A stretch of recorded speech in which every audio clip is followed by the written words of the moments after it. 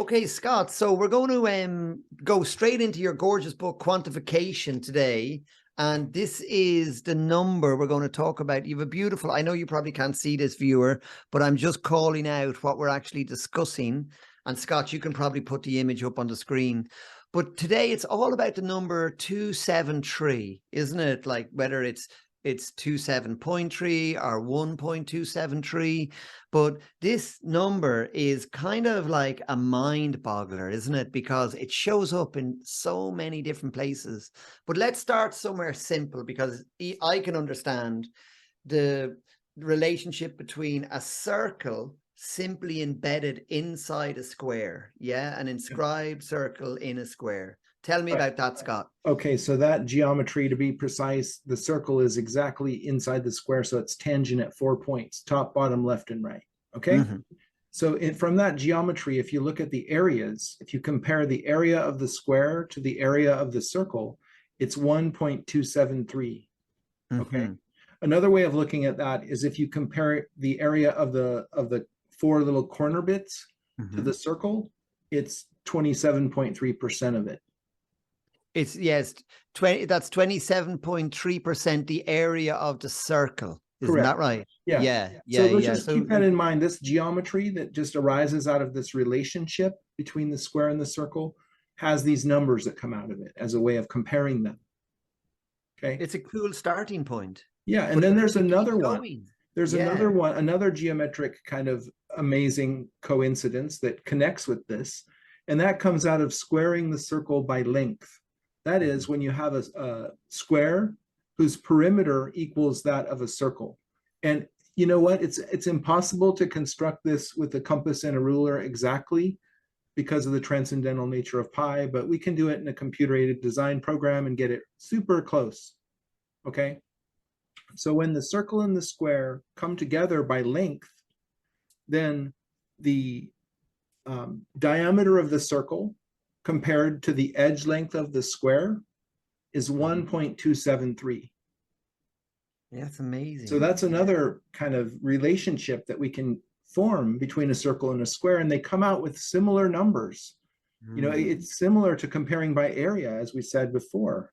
But to take this to another level, what's really amazing is that the moon is 27.3% the size of the Earth. Another way of looking at that is the Earth is 366.3% the size of the moon, because that's the reciprocal of 27.3%. And when you multiply these two percentages together, it equals 1. Okay? So the moon and the Earth have this same kind of relationship that a square and a circle do, either when you're comparing those geometric forms by length or by area. It's really astounding. I can't emphasize this enough, how unlikely this is. Why would our planet and the moon have this kind of pure geometric relationship that we get out of comparing a circle and a square? It just boggles the mind. Can I jump in, Scott, just on the moon and the Earth, right? Because I'm reading here as well. I think it's like there's the moon's diameter divided by the Earth's diameter equals 0.273. Okay, so that's one. But are you saying as well by volume, if you measure the volume of the moon and the I'm not making a claim about it's just diameters. It's just diameters, is it? Right. I got you. Okay, cool. I just want to be clear. So that's a really cool fact, though. It's a clean 0.273, the moon's diameter divided by the Earth's diameter. Boom. There it is. So then we can go on from here, and let's stay with the moon and the Earth a minute longer. So if we think about what's a month, how do we measure a month? We measure a month in terms of how many times the Earth rotates, don't we? Yeah. And there's two ways to measure a month. One is against the background of the fixed stars, and the other is to account for the motion of the whole system around the sun. So let's just keep it simple and measure it against the background of fixed stars. It's like a pure geometric orbit. How long does it take for the moon to go one time around the Earth? We call that a month, right? Yeah. So it's actually 27.3 days. Wow. That's in itself is really a mind boggler. right? Yeah. But then if we take it as one more step, how long does it take for the whole system to go around the sun? That's a year, right? Yeah. Well, we measure that again in terms of Earth rotations. And it's a little known fact that the Earth actually rotates 366.3 times in one sidereal year.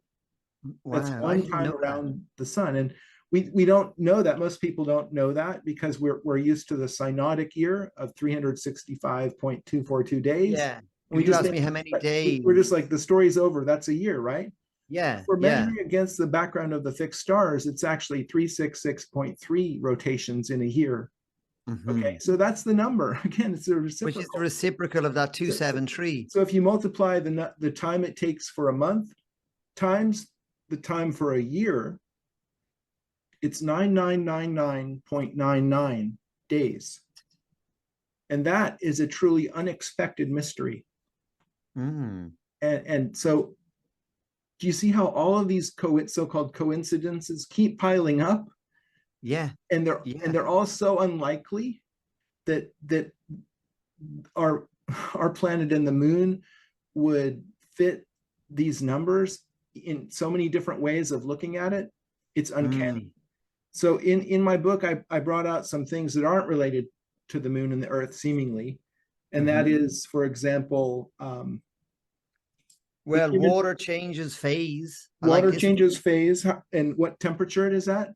It's 273 degrees Kelvin. So Kelvin is just like a measurement system, isn't it? It's like, you said, it's like 273 degrees lower than 0 Celsius, basically. Well, Kelvin is like the biggest measuring system because 0 degrees Kelvin is absolute zero, and you can't get colder than that.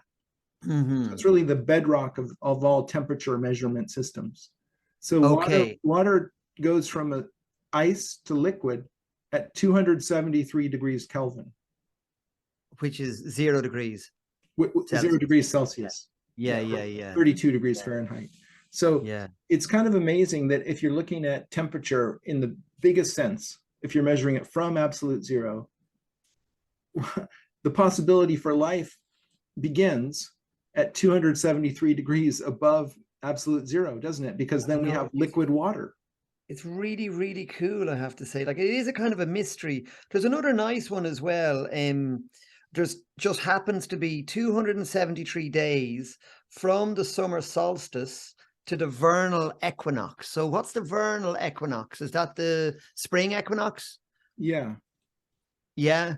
So it just happens to be 273 days. It's, you know, it's an interesting time gap. An average menstrual cycle is 27.3 days.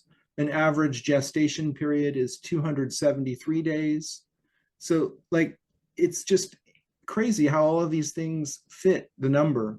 And it is, you know, there's more. So I don't want to. I was thinking one thing, you know, the way the Earth and Moon have this incredible relationship of 273, you know, the relative relationship between their diameters, for example. But then I was just thinking there, it's all comes out of the relationship of the square and the circle, right? Those two archetypes.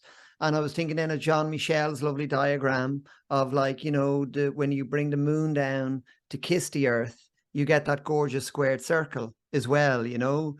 So that's a way of expressing this relationship with a simple geometry. It's a way of visualizing it.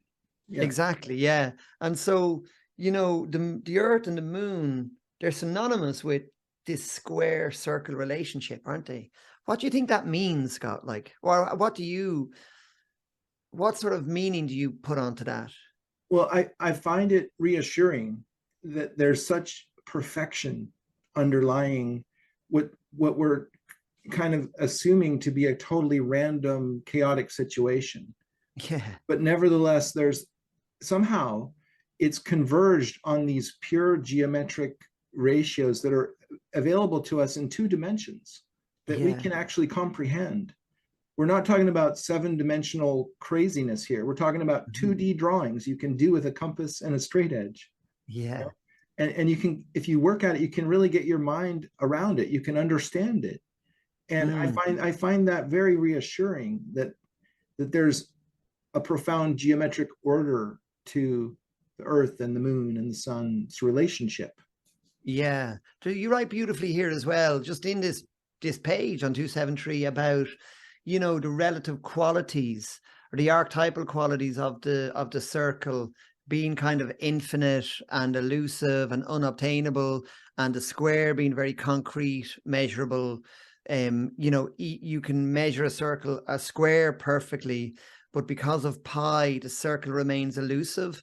And I know the ancient geometers and philosophers very much speak of the marrying of the square and the circle as kind of this, like, bringing the properties of the heavens down into earth, isn't it? Like that marriage of opposites or something, or not even opposites. It will fundamentally always be a mystery in a way, because we can never understand pi. We can never really get all the digits of pi. We can never rationalize it. We can never exactly square the circle. And yet the moon and the earth seem to do that to kind of in a natural way. That is quite unexpected and beautiful. And I just wanted to kind of draw all of your attention to that. And I think it's just another layer of appreciation for the wonderful planet that we live on, and the moon that we get to look up at, and the sun that warms us. We're all connected by geometry. It's reassuring, really, isn't it? I get a reassuring feeling from it. I was out on a walk last night. I was looking up at I think it was a full moon yesterday, or very close to one. And I was just like doing the, oh my God, you do this squared circle thing. Oh, this is, you know, and having that little kind of like, you know, knowledge inside me. It's like a Geoff's cosmic happy pill or something. Do you know what I mean? Yeah. It is reassuring. I hope it is for you too. And we'd love to know what you think. As always, we're loving the comments coming in on these videos. Please let us know.